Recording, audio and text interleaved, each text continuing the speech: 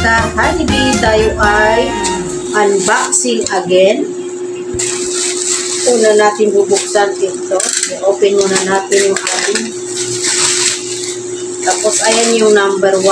Yung una natin package. I-check natin lahat kung ano to. Ayan. Ang ganda ng packaging niya. Secured na secured. Kung wala sanang mga buhok na umaano sa akin. Ayan. Secure po yung kanyang pagkaka.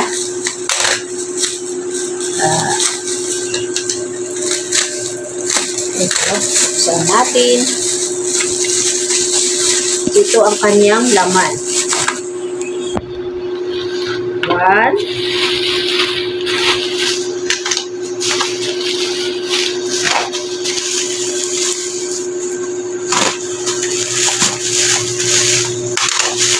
One,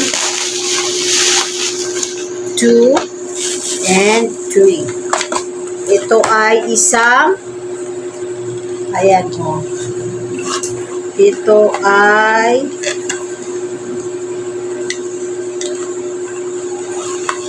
charger ng TV Plus. I-close natin. Tapos ang next naman ay ang ating ito. Ito. I-open natin. So, ayan na yung laman sa loob.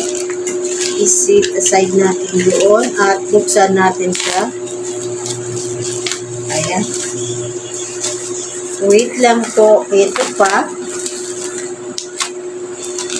Ayan.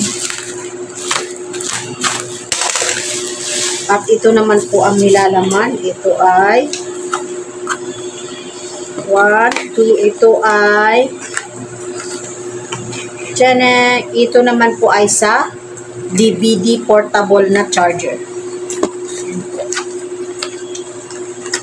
So, ito ay 1, 2, and 3 rin. Tatlong rin. So, ang next natin is ito. Itong box na to. Buksan natin para malaman natin kung ano ang nilalaman nito.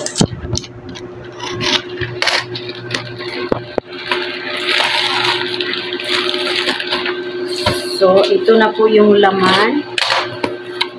Ayan po yung laman natin. Ayan.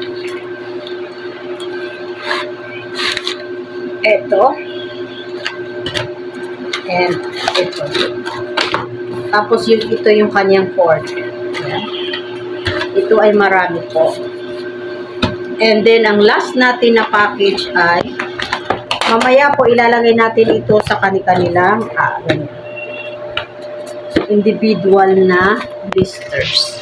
So, ito tingnan natin kasi ang nakasulat is, ayan, ay, baka masira natin. So, ayan ang laman.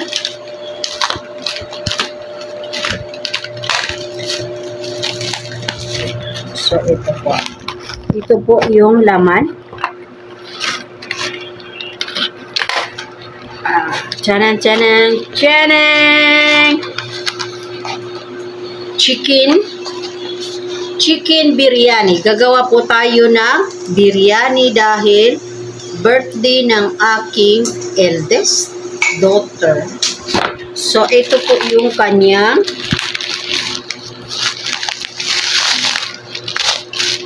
isa sa kanyang handa sa kanyang birthday. Ito po ay biryani rice, basmati rice. Ayan po yung ating gagawing lulutuin sa kanyang birthday. So, ayun lang. Salamat!